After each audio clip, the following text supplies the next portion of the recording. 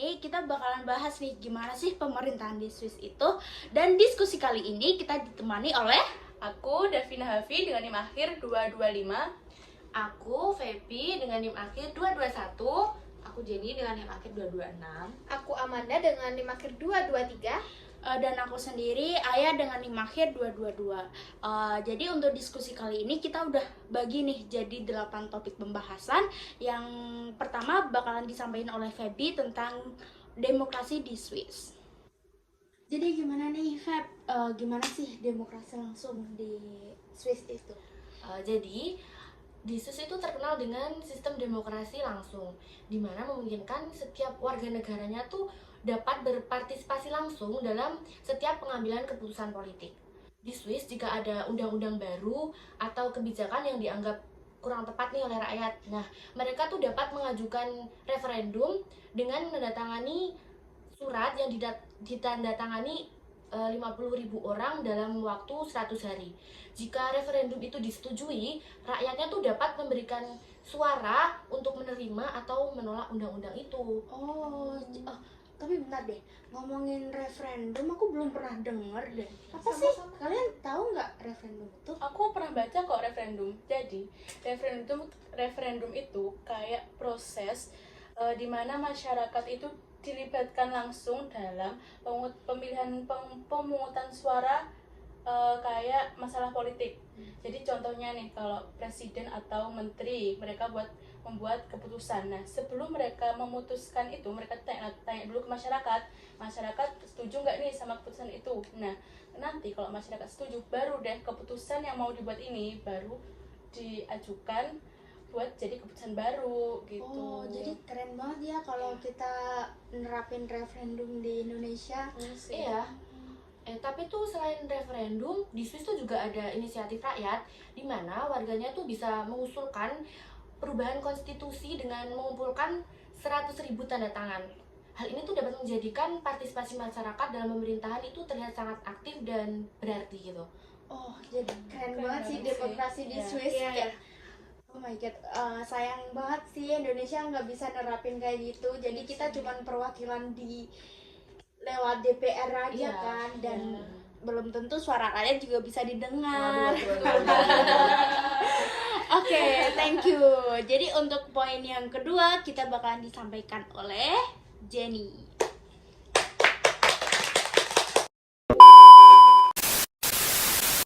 Jadi buat poin selanjutnya nih kita bakalan bahas sistem pemerintahan di Swiss yang bakalan kita diskusiin bareng Jenny. Nah, untuk sistem pemerintahan di Swiss sendiri itu berbasis federalisme. Nah, ada dibagi menjadi dua kekuasaan antara pemerintah pusat sama pemerintah, kalau di Indonesia itu provinsi. Nah, kalau di situ disebutnya kanton. Nah, di Swiss itu ada 26 kanton yang setiap kantonnya itu punya otonomi yang kuat semua nih. Nah, jadi mereka itu setiap kanton itu bisa membuat kebijakan yang kebijakannya itu disesuaikan dengan kebutuhan masyarakatnya masing-masing. Oh, jadi sistemnya fleksibel Nah, gitu ya. iya. Jadi sesuai dengan kebutuhannya Benar masyarakat. banget. Jadi oke. Jadi kebijakan antara satu negara di situ nggak sama gitu, jadi disesuaikan sama kebutuhan masyarakatnya, jadi akan lebih responsif dan fleksibel gitu. Nah, untuk di Indonesia sendiri itu beda banget ya. Kalau di Indonesia itu lebih sentralistik. Nah, jadi meskipun udah ada otonomi daerah, tapi tuh otonomi daerah antara daerah satu dan lainnya di Indonesia ini tuh cenderung seragam gitu, karena Oh, di iya. Indonesia kan ciri khasnya nih keseragaman kebijakan. Jadi Oh yang iya, karena iya. masih terpantau dengan pemerintah pusat. jadi yang menurut aku agak kurang efektif ya kalau kayak gitu, agak kurang responsif gitu. Nah, untuk contohnya nih, kalau di Indonesia itu, kalau di sistem pendidikan ya, di Indonesia itu kan ada yang namanya kurikulum pendidikan nasional.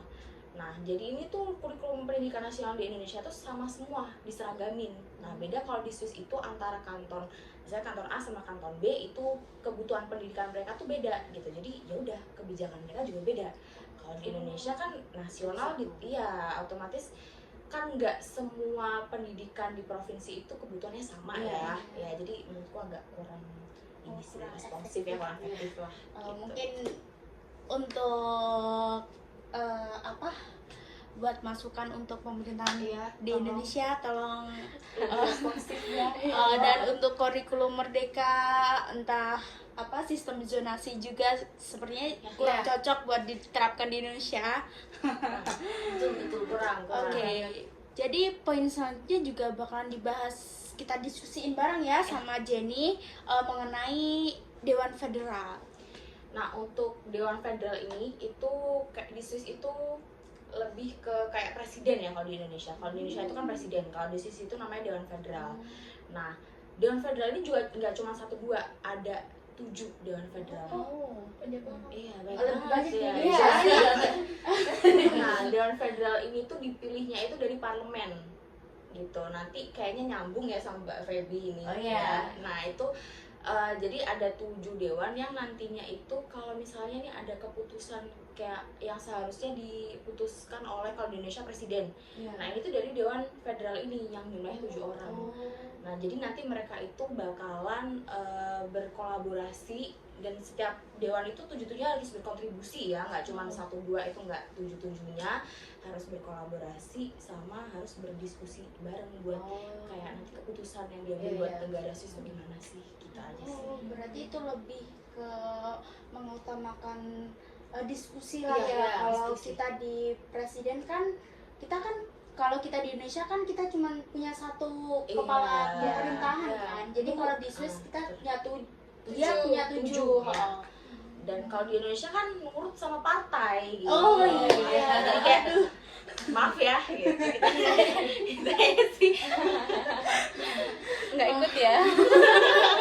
Aku diem. Oke, baik. Di poin selanjutnya kita punya topik pembicaraan tentang parlemen bicameral yang bakalan disampaikan oleh Feby. Oke, gimana nih Feb tentang parlemen bicameral di Swiss ini? Jadi parlemen bicameral di Swiss itu terdiri dari 2 bagian, yaitu Dewan Nasional dan Dewan Negara. Nah, Dewan Nasional itu mewakili rakyat secara keseluruhan dan terdiri dari 200 anggota yang dipilih langsung oleh masyarakatnya. Sedangkan Dewan Negara itu terdiri dari 46 anggota yang mewakili setiap kanton. Nah, di Swiss kan ada 26 kanton ya. Nah, itu dibagi jadi 2 bagian, kanton besar sama kanton kecil. 20-nya besar, 6-nya kecil. Nah, 20 kanton besar ini diwakili oleh 2 anggota setiap kantonnya, dan sisanya itu kan ada 6. Nah, itu diwakili 1 anggota per kantonnya. Jadi kalau perbedaan antara Dewan Nasional dan Dewan Negara, kalau Dewan Nasional itu buat mewakili keseluruhan. Ya. Kalau Dewan Negara tiap kanton, perwakilan Per dari kanton. tiap kanton itu. Oke. Jadi topik selanjutnya kita bakalan bahas tentang sistem politik yang ada di Swiss, dan apakah ada perbedaan antara sistem politik di Swiss dan sistem politik di Indonesia? Yang sangat beda. Jadi sistem politik nih di Swiss diserahkan pada prinsip konsensus, di mana partai-partai politik besar harus banget bekerja sama untuk mencapai keputusan. Karena Dewan Federal itu biasanya itu terdiri dari perwakilan dari berbagai partai kan. Nah, maka penting banget nih bagi mereka untuk saling berkompromi. Hal ini tuh menciptakan stabilitas politik dan mengurangi konflik antar partai. Masyarakat pun pasti bakal merasa senang dan terwakili karena keputusannya itu yang diambil mencerminkan suara banyak pihak. Oh iya, benar banget sih itu. Jadi kayak suara rakyat itu Ya, didengar benar banget. banget ya. Penting banget suara itu tuh. Kalau di Indonesia sendiri, kita tuh menganut demokrasi Pancasila yang menekankan nilai-nilai musyawarah untuk mufakat nih, keadilan sosial dan pengakuan terhadap keberagaman. Di Indonesia sendiri, presiden kan memiliki fungsi sebagai kepala negara sekaligus kepala pemerintahan yang memberikan kekuasaan lebih besar kepada satu individu dibandingkan dengan Dewan Federal tadi di Swiss yang terdiri dari 7 anggota. Kan mereka pasti bakalan lebih kerjasama banget nih dalam mengambil keputusan. Kalau di Indonesia, kita kan memiliki kekuasaan eksekutif yang tersusun pada presiden yang dapat mengambil keputusan tanpa memerlukan persetujuan dari lembaga legislatif secara langsung. gitu. Nah, untuk partisipasi masyarakat di Swiss sangat kuat banget karena dengan adanya referendum dan inisiatif rakyat memungkinkan warga untuk langsung terlibat dalam pengambilan keputusan. Sebaliknya, jika di Indonesia meskipun pemilihan umumnya itu dilaksanakan secara demokratis, suara masyarakat itu sering banget masih belum terdengar atau belum mencerminkan keinginan masyarakat sendiri. Akibatnya nih, sistem konsensus di Swiss cenderung menciptakan stabilitas politik karena semua pihak diharuskan untuk berkompromi, sementara di Indonesia situasi politiknya bisa lebih dinamis dan terkadang bergejolak, terutama menjelang pemilihan umum atau saat isu-isu kontroversial muncul. Oh, jadi gitu, sangat beda Ya, banget kayak ya. kebalikannya Beda gitu. Ya, Iya, benar. benar sih.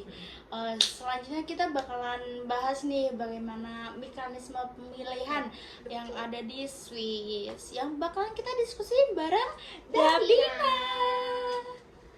Oke, jadi gimana nih Dav tentang mekanisme pemilihan yang ada di Swiss? Ya, sebenarnya kalau ngomongin tentang mekanisme pemilihan ya, di Swiss sama Indonesia tuh bisa aku bilang sama, tapi tetap beda. Oh, Nah, gimana gimana tuh? jadi penasaran. Gini, kalau di Swiss itu pemilihan umumnya itu bisa terlaksana secara transparan dan sangat teratur. Sebenarnya beda sama yang biasa kita lakuin di Indonesia ya, walaupun transparan, tetapi tetap ada kecurigaan masyarakat, ya kan? Ya. Nah, terus pemilihan di Swiss itu mereka itu memilih Dewan Negara, Dewan Nasional, dan Dewan Federal. Di mana Dewan Negara dan Dewan Nasional tuh dipilih secara pemilihan umum, kalau Dewan Federal tuh dipilih oleh parlemen gitu. Nah, kalau di Indonesia sebagai yang kita ketahui itu kita kan milih presiden, DPR, DPD, sama kepala daerah. Ya. Kan semua itu dipilih secara pemilihan umum, ya kan? Iya. Terus perbedaan ini itu sepertinya karena sistem yang mereka anut itu beda.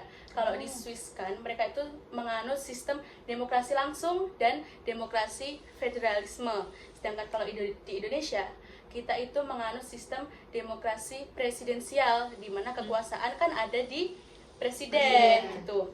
Nah, kalau di Swiss ini kan mereka menganut sistem demokrasi langsung. Jadi masyarakat itu bisa kayak mengusulkan apa yang mereka mau gitu. berkontribusi Iya, banget, kayak langsung. Demokrasi banget. Iya, nih. mereka tuh bisa langsung kayak memberikan opini apa yang mereka mau kepada pemerintah gitu.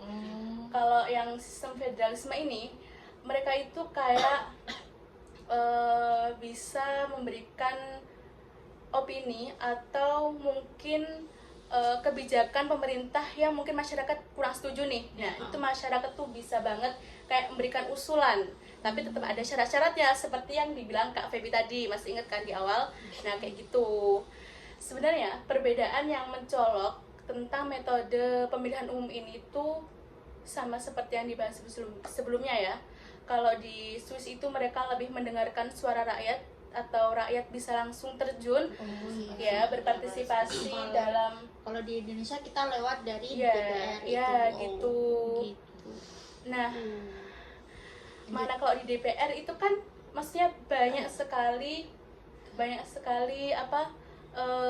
kayak kepala-kepala yang harus kita lalui. Kayak contohnya nanti warga masih ke kepala daerah, masih melalui DPR, masih melalui DPD, baru ke presiden.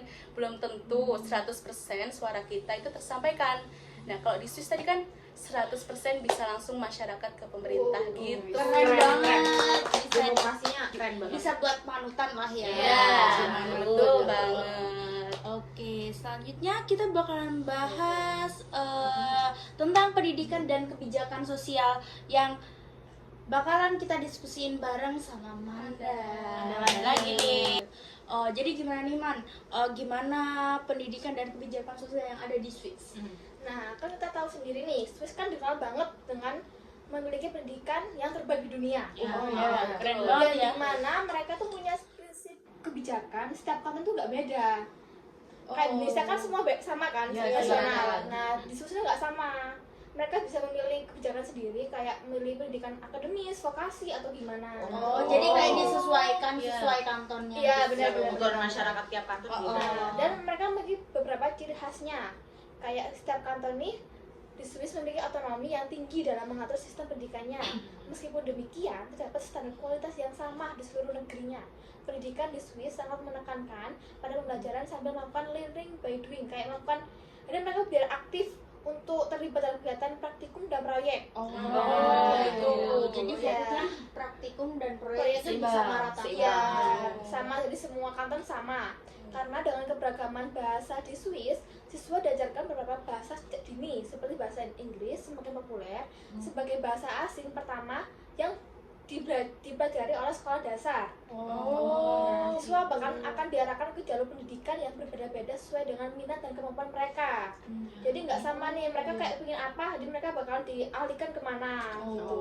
Jadi sesuai minat dan Iya bakat benar. masing-masing. Ada jalur sendiri kayak lebih akademis untuk melanjutkan ke universitas dengan jalur yang lebih vokasional untuk langsung bekerja. Sekolah-sekolah di Swiss juga umumnya memiliki fasilitas yang baik, guru yang berkualitas dan kurikulum yang relevan dengan kebutuhan pasar kerjanya.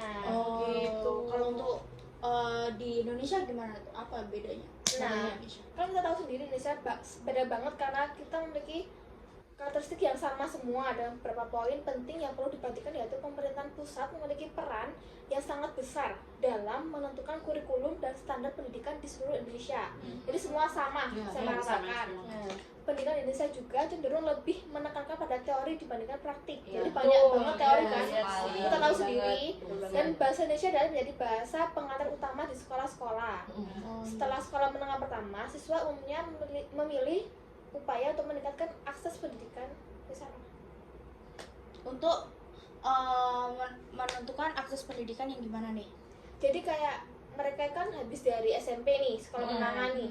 Nah, mereka bakalan umum memilih untuk melanjutkan ke sekolah menengah atas atau sekolah menengah kejuruan. SMK ya, Iya, SMK. jadi mereka memilih pendidikan atau kejuruan tadi. Dan meskipun seperti itu, mereka ada upaya untuk meningkatkan akses pendidikan. Masih banyak banget tantangan seperti kurangnya fasilitas nih di Indonesia. Iya, kurang Guru banget dan daerah-daerah terpencil kan masih belum terjamin dengan pendidikan yang berkualitas kan. Iya, Jadi seperti itu pendidikan di Swiss dan Indonesia. Oh, jadi kayak kalau di Swiss itu dia lebih ke apa? Balance Antara praktek sama Iya. teori kalau di Indo. Lebih banyak teorinya. Iya. Kalau nggak gitu diarahin kalau ke teori ya banyak teorinya, Iya. praktek ya cuma banyak prakteknya Sama teori. bedanya juga ada di fasilitas juga. Iya, Kalau itu di Swiss beda banget sih kayaknya. udah fasilitasnya udah oke lah ya. Kalau di Bener. Indonesia bahkan cenderung lebih baik Kurang. sekolah swasta Iya, daripada iya, sekolah iya, negeri. iya, Kalau iya, di- banget. Oke. sih, betul banget. Oke, terima kasih ya Manda. Terus selalu kita bakalan bahas tentang hubungan internasional yang bakalan kita diskusiin bareng Davina lagi. Ya, gitu ya. Jadi kali ini kita bahas tentang hubungan internasional. Sebenarnya hubungan internasional antara Swiss sama Indonesia itu mereka tuh punya kesamaan. Jadi mereka tuh nggak berpihak, kayak nggak ngeblok ke blok barat ataupun blok timur. gitu. Nah, tapi dengan mereka nggak ngeblok ini bukan berarti mereka itu menjadi negara yang terasingkan, bukan. Mereka tuh tetap bisa berdiri kokoh Jadi dengan mereka kuat gitu. iya, dengan keanekaragaman yang ada di negara masing-masing. Kalau di Swiss itu tentunya dengan teknologi yang sudah maju, keuangan yang memang sudah bisa memenuhi kebutuhan di negara tersebut gitu, dan sistem pendidikan yang baik juga. Nah, di Swiss itu juga merupakan pusat keuangan global gitu, makanya di negara Swiss itu walaupun mereka nggak berpihak ke barat ataupun timur, mereka tetap bisa berdiri kokoh. Kalau di Indonesia juga tetap punya keunggulan gitu. Jadi walaupun Indonesia ini kan kita terkenal dengan tidak berpihak gitu juga kan ya. Ngeblok. Ya, tapi kita juga tetap punya sumber daya alam yang tentunya berlimpah yang menjadi pegangan kita untuk tetap menjadi kuat. Jadi Bisa negara memenuhi- tuh iya. bisa memenuhi kebutuhan Ya, sendiri lah ya. Negara lain tuh juga tetap membutuhkan kita gitu. Nah, jadi sebenarnya Swiss dengan Indonesia itu inilah kesamaannya dengan di hubungan jadi internasional ini konteks Iya. kesamaan Iya. ya, kesamaan Iya. Indonesia dengan Betul sekali. salah satu kesamaan Indonesia dengan Indonesia Swiss dan ada di hubungan internasionalnya. Oke. Terus secara keseluruhan itu ya, meskipun kedua negara memiliki pendekatan dan prioritas yang berbeda dalam hubungan prioritas yang sama gitu dalam hubungan internasional. Indonesia dan Swiss ini juga tetap berusaha memperkuat hubungan bilateral melalui kerjasama di berbagai bidang gitu. Mereka juga aktif organisasi seperti PBB dan lain-lainnya kayak gitu. Makanya dua negara ini tetap kuat walaupun mereka tidak berpihak kepada satu negara gitu. Jadi nggak Iya. bergantung sama negara lain lah ya, bisa memenuhi kebutuhan negaranya Iya, sendiri. betul sekali. Oke, baik, terima kasih. Ya. Jadi sesuai apa yang kita bahas tadi, Swiss dan Indonesia itu punya sistem politik dan pemerintahan yang beda banget kan. Tapi masing-masing itu punya kekuatan dan tantangannya sendiri. Di Swiss mereka benar-benar ngejaga yang namanya demokrasi langsung. Jadi rakyatnya bisa langsung ngasih suara buat nentuin kebijakan lewat referendum dan inisiatif rakyat Iya, itu. Betul banget. Dan ini juga bikin masyarakat lebih ngerasa Dilibatkan, dilibatkan dalam pemerintahan. Jadi nggak cuma pas pemilu aja. Sistem ini didukung sama struktur federalisme yang bikin kanton-kanton atau semacam provinsi tadi itu punya otonomi yang besar buat ngatur kebijakan lokal, termasuk di bidang pendidikan dan sosial. Keren ya, tapi nggak gampang sih itu. Soalnya perlu komitmen tinggi dari masyarakat buat terus aktif Iya, kan. betul banget. Nah, kalau di Indonesia ini, meskipun kita punya demokrasi Pancasila yang menekankan musyawarah buat mufakat, tapi praktiknya presiden juga punya peran yang kuat banget. Di sini rakyat lebih banyak terlibat lewat pemilu yang dilakukan 5 tahun sekali itu. Dan mekanisme referendum atau inisiatif rakyat belum semaju di Swiss kalau di Indonesia itu. Jadi sistemnya masih lebih sentralistik. Jadi daerah-daerah harus ngikutin kebijakan pusat buat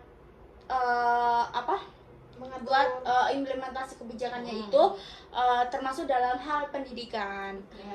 Dan di sisi lain Swiss itu punya dewan federal kan yang enggak ada satu orang pun yang mendominasi. Jadi semua keputusan itu diambil bareng-bareng oleh ketujuh anggota yang mewakili partai itu kan. Jadi mereka juga harus kompromi terus. Sementara di Indonesia presiden punya wewenang besar buat ambil keputusan penting yang bisa cepet tapi rentan nggak mencerminkan semua pihak kan. Jadi kayak diwakilin gitu. Iya, betul. Dan soal itu pendidikan. Swiss itu punya pendekatan yang berbeda di tiap kanton kan, sesuai yang udah kita bahas tadi. Disesuaikan sama kebutuhan lokalnya. Mereka juga fokus ke pendidikan praktis, sedangkan di Indonesia itu pendidikan lebih ke sentralistik dan teoritis, dengan tantangan besar di daerah terpencil yang masih belum terjangkau apalagi fasilitasnya. Dan terakhir nih, dalam hubungan internasional Swiss itu dikenal dengan kebijakan netralnya. Mereka sering jadi mediator di perundingan damai dunia, sedangkan di Indonesia meskipun aktif di dunia internasional lebih fokus ke isu-isu dalam negeri. Tapi ini 11-12 lah ya kalau tentang hubungan internasional. Kita masih punya persamaan yang tidak memihak blok manapun ya. Jadi intinya Swiss dan Indonesia ini punya jalan masing-masing dalam ngejalanin pemerintahannya, dan Swiss juga lebih mengutamakan keterlibatan langsung rakyat dan otonomi daerah, sementara di Indonesia masih mencari cara buat ngimbangin kekuatan pusat dan partisipasi rakyat yang lebih luas. Oke, jadi sekian pembahasan dari kita. Semoga bisa menambah wawasan kalian, semoga bermanfaat. Oke, bye.